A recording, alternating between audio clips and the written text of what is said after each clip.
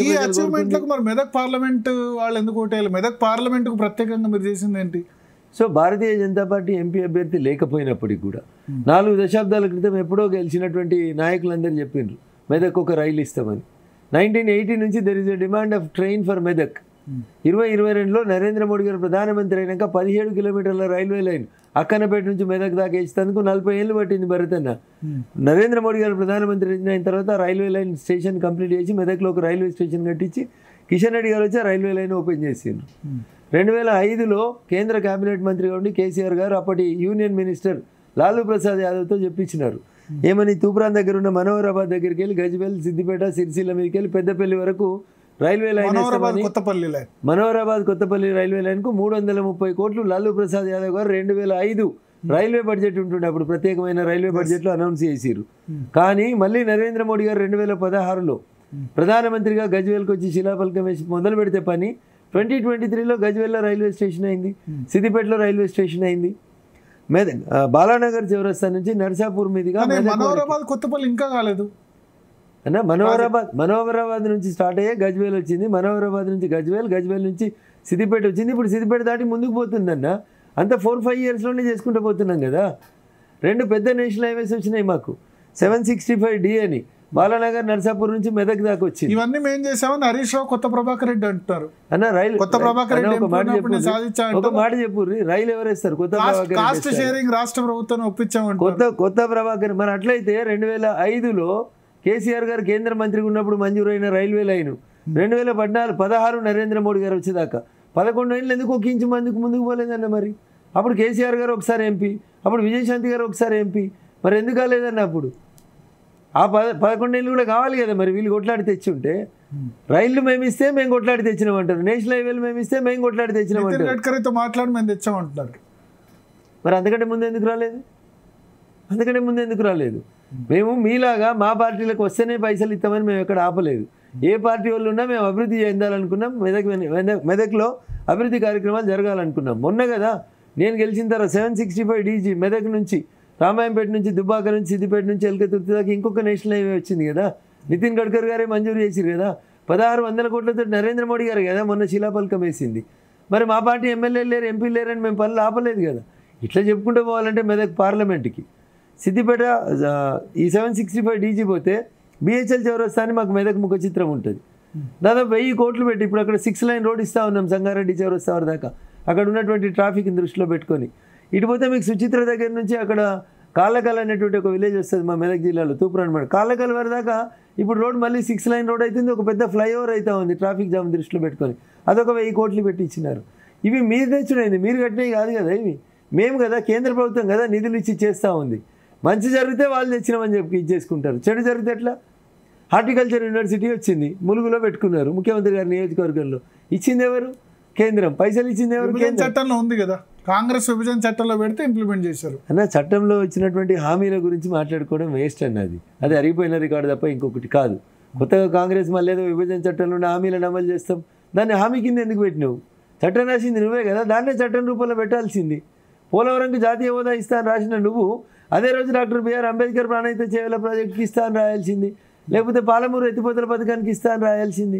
ఇవేమో హామీలు అయినాయి, అవేమో చట్టంలో బిల్లు రూపం లోపల వచ్చినాయి. So this is the difference. ఇప్పుడు మీ ప్రధాన ప్రత్యర్థి ఎవరు మెదక్ పార్లమెంట్లో కానీ లేదా రాష్ట్రంలో కానీ? సో బీఆర్ఎస్ అనేటువంటి పార్టీ డిసెంబర్ 3 ఎన్నికల ఫలితాల తర్వాత they lost their local standing in Telangana.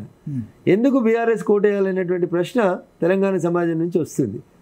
10 సంవత్సరాలు మీరు అధికారంలో ఉన్న తర్వాత ఇప్పుడు జరుగుతున్నటువంటి పార్లమెంట్ ఎన్నికలకి ఇంకా మీకు అభ్యర్థులు దొరకక, ఇంకా మీరు అభ్యర్థులకి టికెట్లు కొన్ని చోట్ల అమ్ముకుంటూ పక్క జిల్లాలో తెచ్చి పెడుతుంటే ఎందుకు వేయాలి అసలు మీకు సీటు? బీఆర్ఎస్కి ఎందుకు ఓటేయాలి? ఫర్ ఎగ్జాంపుల్ 17 గెలిచిర్రు. What is that they are going to get? ఏమొస్తుంది వాళ్ళతోటి? ఎట్లాగూ కేంద్రంలో నరేంద్ర మోడీ గారు 3వ సారి ప్రధానమంత్రి అవుతుండ్రు.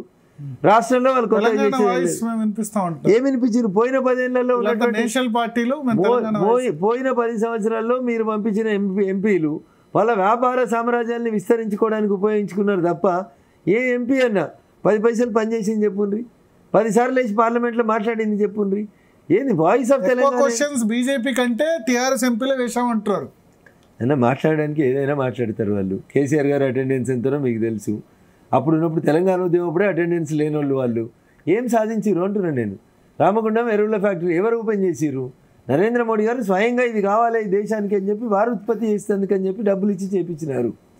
ప్రతి పని వెనకాల భారతీయ జనతా పార్టీ దూరదృష్టి ఉంది తప్ప మా పార్టీ ఎంపీ లేరు కాబట్టి మేము చేయలేదని ఎక్కడ చెప్పలేదు. మేము 100% నిజాయితీగా ప్రధాన పోటీ కాంగ్రెస్ పార్టీతోనేనా?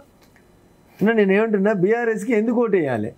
గల్లీలో రేవంత్ రెడ్డి గారి ప్రభుత్వం ఉంది, ఢిల్లీలో అంతే కాన్ఫిడెంట్గా మోడీ గారి ప్రభుత్వం వస్తుందని చెప్తున్నారు. పొరపాటున ఒకరో ఇద్దరు బీఆర్ఎస్ ఎంపీలు గెలిచిరు అనుకోండి, తెల్లారేపోయాలు కాంగ్రెస్ కండువానో బీజేపీ కండువానో కప్పుకోవడం తప్ప వాళ్ళ ముందు ఉన్నటువంటి మార్గం ఏముంది? ఏం పని చేయాలి వాళ్ళు? ఎవరి దగ్గరికి పోయి పని చేయాలి? ఎవరి దగ్గరికి పోయి మాట్లాడాలి? 543 మంది ఎంపీలలో ఒకడో ఇద్దరు గెలిచిరు అనుకోరు, కనబడతారా వాళ్ళు అక్కడ? వాళ్ళు పోయి వాళ్ళ వ్యాపారం చేసుకుంటారు తప్ప వాళ్ళకి గడ్డతోటి సంబంధం ఏముంటుంది? ఏముండదు. అందుకని నేను తెలంగాణ సమాజానికి సవినయంగా అప్పీల్ చేస్తూ ఉన్నా.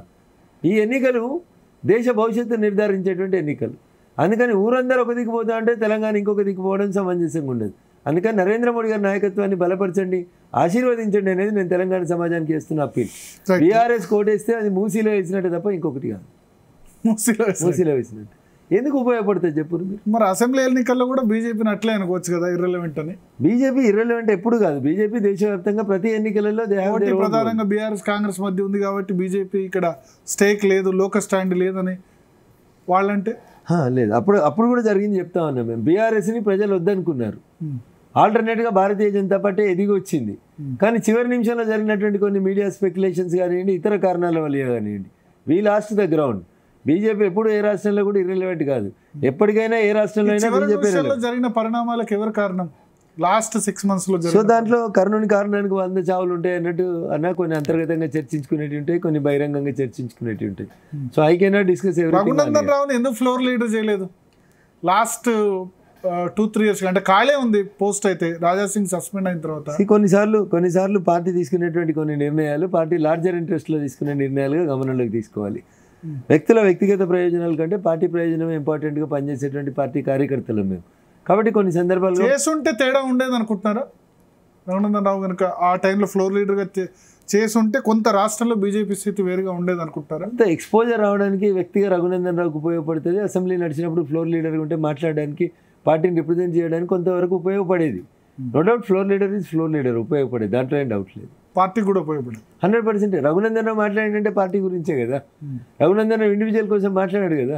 మీరు అవునన్నా కాదన్నా Raghunandan Rao BJP MLA, floor leader ఉన్నా లేకున్నా రఘునందన్ రావు అసెంబ్లీలో మాట్లాడితే on behalf of Bharatiya Janata party మాట్లాడతాడు. రఘునందన్ రావు చర్చల్లో చాలా వినిపించారు, అసెంబ్లీలో పూర్తిగా ఇంకా వినిపించలేకపోయారని అట్లేమని అనిపించిందా? అంటే మా సంఖ్యాబలం కొంత తక్కువ ఉండడం వల్ల స్పీకర్ ప్రతిసారి మా గొంతు నొక్కేటువంటి ప్రయత్నం చేసినారు. దురదృష్టం అది. మీ పార్టీ వాళ్ళు కూడా గొంతు నొక్కే ప్రయత్నం చేశారా? అక్కడ మాట్లాడించాల్సింది స్పీకర్ గారు కదా, మా పార్టీ వాళ్ళు కాదు కదా. ఫ్లోర్ లీడర్ అక్కడ కుర్చీలో కూర్చునే స్పీకర్, నిర్ణయం తీసుకునే స్పీకర్, సమయం ఇచ్చేది స్పీకర్, ఆయన ఇచ్చి ఉంటే మా పార్టీ వాళ్ళు వద్దని ఎందుకనే ఫ్లోర్ లీడర్ అనౌన్స్ చేయకుండా. దానికి due to various reasons it has gone like that. అయిపోయిన అసెంబ్లీ కదన్న, దాని గురించి ఏం మాట్లాడుకుంటే ఏమొస్తుంది? ఓకే.